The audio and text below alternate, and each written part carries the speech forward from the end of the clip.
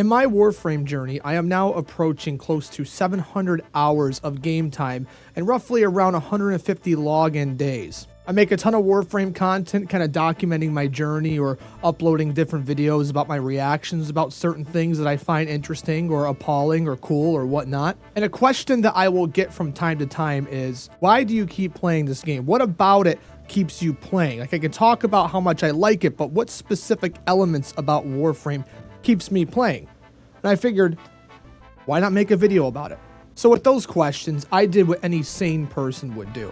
We suited up, we got a couple beers, we started the camera, and we figured, why not start rambling about all the reasons why I like to play the game? I figured I can sit here and hone in on a couple reasons that come to mind if somebody were to ask me why I keep playing, and I figured we can ramble because I like to ramble, and I hope you guys like listening to me ramble. And yeah, and if you do like listening to me ramble, that like button is looking pretty cool, right? That subscribe button's looking pretty cool too. Maybe a comment, I don't know. So with that being said, let's get into it. Now, the first point I'm going to bring up is a cop-out, but I got to get it out of the way because I'm sure this is what any veteran would tell you if you were to ask him off rip. It's there's just so much to do. That's it. That's the whole video. Like, comment, subscribe. We'll see you. No, but seriously, there's like a lot of stuff to do. I actually had this thought the other day that this game must be a gold mine for a gamer parent who they only have a couple hours a day or maybe a couple hours a week to play this game. And this game probably feels legitimately endless to them because there's almost like no way they're going to catch up on everything. And the content keeps coming and it's either a really great feeling or a stressful feeling. But this game is so much to do. There's a lot to do, especially if you're a newer player and you have to do things like the Deviri circuit, both on normal and steel paths. I mean, those are things to do once a week. You know, those take quite a bit to do. You know, they're not necessarily easy and they do take a while. One of the content creators that you guys have probably heard of before that does a nice weekly reset video at the beginning of every week is a guy named Amprov, who does a nice little short form video that breaks down all the different things that you can do at the beginning of the reset. He'll even go through the different rewards, give some suggestions on some things to go through. That helps somebody like me out who's still new to the game and is trying to get an idea on maybe what's more important and what's not. What's something I should prioritize doing, and if something I don't have time for, I can let that thing go. Now, I know I'm specifically talking about the weekly reset stuff, but there's still, outside of that, so much to do. You got your main quest, your side quest, your Warframe quest, you got your reputation farms, you got your relic cracking, you know, especially if you're trying to sell certain things for plat or some ducats for borrowed keister. If you're into fashion, you got a lot of options for that. If you're into decorating, you got a lot of options for that. I mean, the list feels like it goes on and on and on. There's a lot to do in the game. The second thing that comes to mind that keeps me playing this game is I really enjoy how this game kind of has almost like a pseudo RuneScape-ish like progression system in the terms of like account level versus like everything you've done, if that makes sense. Maybe I didn't say that right. No, you have your mastery rank, and your mastery rank is a reflection on the different warframes and weapons and companions and all these other things that you've leveled up to max level. Now, I'm not necessarily somebody who's like an achievement hunter or a completionist by any stretch of the imagination when it comes to games. There's only been a small handful of games I've been a completionist on, including like Halo 3, Halo Reach, Halo ODST, so pretty much the Halo games. I mean, I just really liked Halo. I don't know. I grew up with Halo. Halo was my all-time favorite game. Still is. But something about Warframe, or just the way they have that kind of like, you know, not really competitive, but the fact that you have like a number that reflects the things you've done. You know, it's like you can kind of get a big dong on yourself, if you would say so yourself, or say so myself. You know, you can kind of walk around and flex that number a little bit. You know, if you're walking around MR30 or LR1, LR5, and I can only imagine the psychopaths that are out there, the LR6, I mean, that's a pretty big accomplishment, having all these different things, or everything for that fact, you know, maxed out, leveled up. You know, your account is totally leveled up, you know, and that's a thing you can do. You can make your account reflect how much of your virginity you've retained. Now, on a serious note, though, there's something about the way they do progression in this game that makes me want to keep playing. It makes me want to get all the warframes, all the guns, you know, just to see that MR level go up, you know, and it doesn't really affect anything, you know. You're not becoming stronger or weaker because your MR level is high or low. Granted, you can use the argument that, you know, I think, what is it, MR16 or MR17? There's a specific mastery rank level that you have to get past in order to be able to use all the guns, because there's certain guns that are locked behind mastery ranks. For example, some guns you might not be able to use until you're at mastery rank 14 or whatever. So that's like the only hindrance.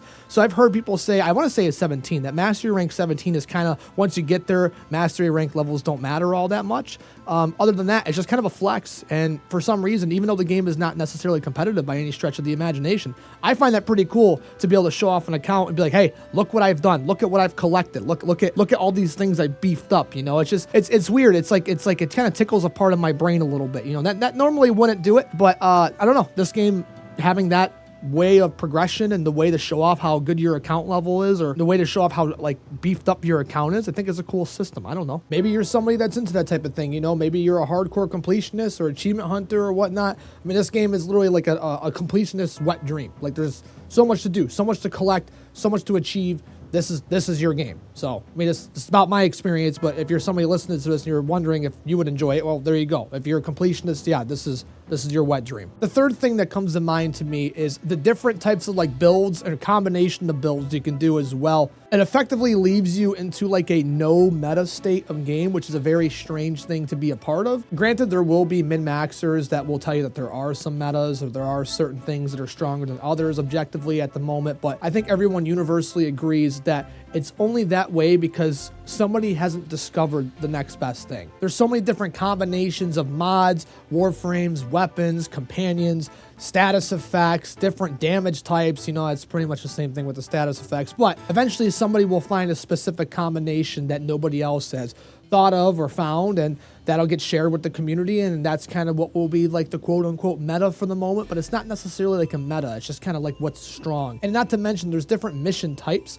where sometimes this is what I understand, so if I'm wrong, correct me, but from what I understand, because of the different mission types, the different event types, you know, there's not really like a one-size-fit-all blanket build. It's like certain builds and certain warframes will excel at specific missions, whereas, you know, there's other mission types that warframes or builds will excel at those, and that kind of like keeps this game almost kind of meta-less. I'm not the type of person that was too fond of metas. You know, I kind of like experimenting and trying to find things out on my own, and that never worked out the way that I wanted to be, but I felt like it was, you know, a nice little learning experience, or just a way to kind of learn the game more than, you know, just looking up on, you know, Icy Veins if you're playing World of Warcraft and see what the next meta is. You know, anytime a new patch comes out for WoW, I just got to go and look up Icy Veins and export the string of code and import it into my talent tree, and there you go. Now I have the next, like, you know, alleged like blanket meta build for my ret paladin, and there we go. Now we're off to the races. And it's like I don't really know what anything's doing.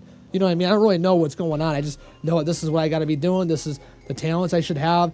These are the abilities that come from this. This is what procs this, and that's it. You know, it's play whack-a-mole with my keyboard. Warframe kind of rewards you, I feel like, if you're paying a little bit more attention and you're experimenting. You know, if you're a little bit more imaginative and you have like an idea in your head on something that could work, like you can try to make that come to light, you know, with your Warframe and try it out in the come simulator, or, you know, out in whatever missions you're doing and stuff like that, and see if it works, see if it doesn't. You know, sometimes they work really well, sometimes they don't work at all, and that's the beauty of it, I've found, you know. I think something like that gives this game a little bit more longevity than people want to give it credit for. You know, this game is like very community first, so I feel like that's just another inbuilt game design mechanic, whatever you want to call it, that makes it community first, because the community is just kind of all collectively trying to figure out, or maybe not even figure out, they're all just playing at their own pace and trying to figure out what's good, what's not, you know, and you're not really getting ridiculed if you're not doing something that's considered meta, because there's not really a meta, and it's a cool circle of life here. I don't know. It's a weird thing, because when you're not used to it,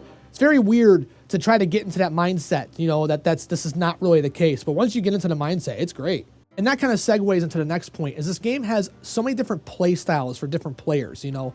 And as I've said before in a previous video, that I'm still trying to figure out the play style that I kind of like the most. So far, I was suggested to play Kalervo and do a little bit more of a melee build, and that's kind of what I've been doing, like a heavy attack, slam melee build. It's been phenomenal so far. I've been really enjoying it.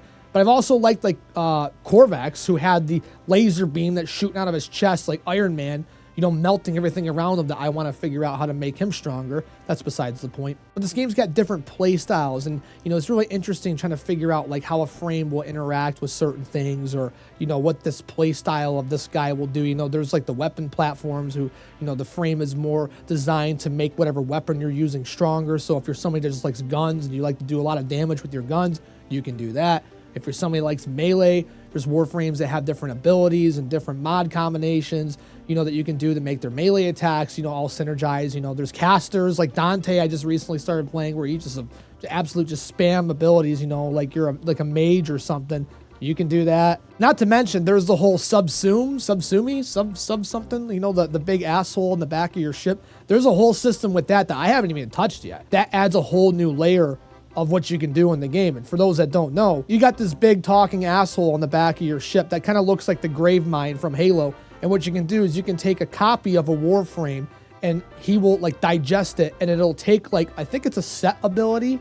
Like there's like an already set ability from the 4 abilities that the Warframe can use, and it'll take one of those, and you can take that ability and apply it to a different Warframe. So for example, the Warframe Rhino has this ability called Roar. I believe Roar amplifies like your weapon damage. So he's somebody that people like to have the asshole eat. And you take that Roar ability and you can apply it to different Warframes. So now on top of the mod combinations with your weapons, whatever abilities they might have, you can add this Roar ability to that kit too. And now you're just like squeezing more damage, squeezing more efficiency, whatever you want to call it. It's you can min-max that way if you would like to as well, you know? Like I said, that's a system I haven't even tapped into yet, but that's what everyone talks about. And that just adds another layer of like the different play styles you can have with this game. It's great. Like it's seriously, the combinations are like endless. And I don't mean that, you know, to be like vague. Like it really feels that way. Like you can just kind of do whatever you want for the most part. Even if it sounds ridiculous, you can kind of start trying to workshop something and it might work and people might hate you for it, but whatever, you know, do it however you want to do it. Playing how you want is actually another point that I had written down there, is you can play this game however you want. It's another reason why I keep coming back to play this game, is I don't feel like I have people over my shoulder. Granted, I am a content creator, so essentially I do kind of have that in my live chat, but I can play this game however I want or break off and go do whatever I want without any real repercussions. You know, I'm somebody who likes to play this game solo too, because I feel like this game, you get the best difficulty when you're playing solo, or you get the best, like, you know, overall challenge, or you kind of understand more of the game when you're playing it by yourself. You learn your kit a little bit better. You learn what your guns do. You learn what different enemy types do. You know, I feel like this game is best played solo, in my opinion, if you're getting started. So playing this game solo and having that option to do like 99% of the game solo is pretty fucking cool, honestly. I mean, there's nothing else to say about it. Like, I like the idea knowing that this game can be played like a single player ARPG MMO light, and you're not punished for it. Well, I mean, it depends on what your definition of punish is, because the game is definitely harder if you play it solo, but if you like challenging content, you just play the game solo, and it's great, you know? Anytime I get a new Warframe or a new weapon and I'm trying to get in tune with it, I'm trying to understand how everything synergizes, or like the different abilities, how they interact with enemies, I always go and do solo. I won't do a group thing until I kind of get an idea of what the different buttons do, the different abilities do, or what an Akarnan does. You know, I want to be able to see it and feel it before I go and play with groups, because once you start playing with groups, you know, it makes the game a little bit easier, from my experience at least. I mean, I know there's a content down the line that I've heard that people say that, you know, it definitely does get a little bit challenging with groups, but in the moment, you know, most of the game, you can play it all solo. That's great. That's a great thing for me. I feel like these MMO light ARPG games are kind of gearing more towards like the solo experience. You start to see, you know, even like World of Warcraft, I always use an example, you know, they're even making their game a little bit more solo friendly. For the example, they have like solo dungeons you can do, different difficulty modifiers on there that it helps you get like, you know, higher tier, close to raid gear, or I think even maybe you can get like raid tier gear from there. You know, I'm not sure, it's been a while, but when the king itself that other games tend to take some inspiration from are gearing more towards single player experiences, you kind of see where the vibe is of the community that plays these types of games, where they do enjoy a group experience, but they enjoy it more in bite sizes. But I think that most of the players, and this is an opinion, you can tell me if I'm wrong, I think most of the players like the idea of having a single player or like a solo experience that you can play their whole game without having to rely on other people and still be just as viable as if you were playing with a group of people. And this game definitely has that. You can do either or. You want to have a good time with your friends and start blasting through missions or blasting through weeklies? Yeah, you can do that. If you want to do it solo and hang out and challenge yourself or whatever like that, yeah, you can do that. It's great. I like the option. You know, you don't feel like that you're geared more to one way or another. You can just kind of do it and figure it out, and it's fun. Another reason that keeps me playing this game is that the content doesn't like cycle you out as other games do. For example, I just started playing Destiny 2 again before the final update comes out, just to kind of get, you know, a last taste of what that's going to be like before that game fades into, you know, irrelevancy essentially. And, you know, just like any of these other types of games, I log on, all my progression is lost, or, you know, I have to restart from the beginning. I have to learn new systems. All the gear I got before is obsolete. You know, it's just resetting my progress entirely. And some people enjoy that, and at times I do enjoy redoing that whole gear treadmill thing. But this game doesn't have that. And it does feel nice to know that even if I were to take a couple weeks off, which I have not done that with Warframe since I started playing, but even if I were to take a couple weeks off or a couple months off, or hell, even a couple years off, I'm going to come back and there's going to be a lot of new content, but it doesn't really obsolete anything that I've done in the past. You know, it kind of cycles back to that there's not really a meta, or, you know, you can kind of make anything viable if you put the time into it. You know, even if a specific Warframe got a rework or some type of nerf or something, which from what I understand doesn't happen all too often, but when it does, you know, you can just figure out like a different way to workshop it. When they release content updates for this game, you're not being penalized for it. You're not being forced to start over from the beginning. You're not forced to go back through some type of gear treadmill. You're not forced to reset all your progress or relearn everything. You kind of just pick up back where you started from and just maybe relearn some of the new content or see whatever changes that might have came with the game. I haven't really experienced this part myself, but it's nice knowing that at any time that I can put this game down and I come back to it, it'll be pretty much in the same state that I left it in, except for the fact that there's more things to do. Just kind of adding on to that whole, back to the first point, there's just always something to do, almost an unlimited amount of things to do in this game. Knowing that you're a part of a game that's like that is kind of comforting in a way, because like I said, you're not being penalized to play the game or not playing the game. And that's a good feeling, especially in today's modern era of gaming, where I feel like, you know, every game is being designed to keep you on it 24/7, 7 days a week, like it's a job. Warframe doesn't feel that way. It can feel that way, but you can always take a vacation from the game and not feel like you're missing out on anything. That's a good feeling. It's cool to know. It's like a security blanket of some sort, you know, knowing that you're being taken care of in the background, even if you're not playing the game. My second to last point that I have on here is a little bit of a controversial one, but bear with me a bit. There's no endgame. No, like, real traditional endgame. There's endgame elements, but there's none of that, like, we're going for this raid and, you know, you need to be at this level to prepare for this. You know, it's not really like that. And at first, when I started playing this game, I had a very hard time coming to terms with that. I didn't really understand what that meant when I would ask people, what is the end game like in this game? And they would either say, there is none, or fashion is end game. I didn't really understand that. And a part of me was kind of turned off at that idea because I was so used to every game I played that was within this similar genre to have an end game. So when you're in turn telling me that there's no end game, I'm wondering, how is this game surviving? Why are people playing it? What's the fucking point? And the more I've played and the more I push through it, I'm realizing that's actually kind of a comfort thing. It ties back into my last point where your progress isn't going to really be reset. An endgame is not really like one set thing. It's like several different things. They're just not all bundled up into one big main objective. It just kind of breaks off into different directions. People would always say, endgame is what you make it to be. What does that mean? Well, what it means is, what do you care about the most? Do you care about maxing out your account? Do you care about, you know, clearing everything on Steel Path? Do you care about doing all these Eidolon hunts? I don't even really know what those are about, but I hear that's the closest thing that we have to raids in Warframe. Do you care about decorating your back room or your orbiter? Do you care about collecting all these cosmetics? Like, what do you care about? What do you want to do? And whatever you want to do, you can go and find it. It's not going to be at the larger scale as, like, say, a World of Warcraft, but it's all in a size of which it's digestible. It can be soloed, and it's a fun time. No FOMO, none of that stuff. It takes a while. If you're somebody coming into this, you know, and you're like me and you're wondering about the end game thing, you know, you just got to bear with it. You got to trust the process, and you got to kind of change your mindset a little bit. It's almost the difference of being like a competitive gamer, where every game you play has to have some type of competitive nature to it, or ranks, or whatever, tournaments, whatever it has to be, you know, and then you switch from that and you go to like a Minecraft. You know, something like a single player game, a single survival player game of some sorts. And, you know, you can ask yourself, what's the point? You're just playing a game. I mean, at the end of the day, playing the game is just passing the time, right? But it's something about this is just so different and it's so fun. I feel a lot more comfortable with how the game is being handled in that sense. And I like that there's a lot of different options that you can do. And I am someone like myself who doesn't even really necessarily know where I want to go with the game. Every time I log on, I feel like my goals are changing every day or every week, or, you know, it's like that whole, ooh, piece of candy. Like, I feel like that. It's like that with the game. You know, I got an idea in my head before I log in, this is what I want to do, and I'll get sidetracked by something else I'll see, and I'm like, well, how do I get that? Oh, well, you got to go do X, Y, and Z, and then to get there, you got to go do A, B, C to get to, you know, whatever else. I don't know the rest of the alphabet. And now, next thing you know, you're on a 4-hour-long rabbit hole, and you forgot why you logged in. It's great. I love it. Seriously, I do. And that is going to lead me to my final point on why I keep coming back to Warframe. What keeps me playing Warframe? This is a kind of a cringe one, right? But I really feel this way. The game feels like home.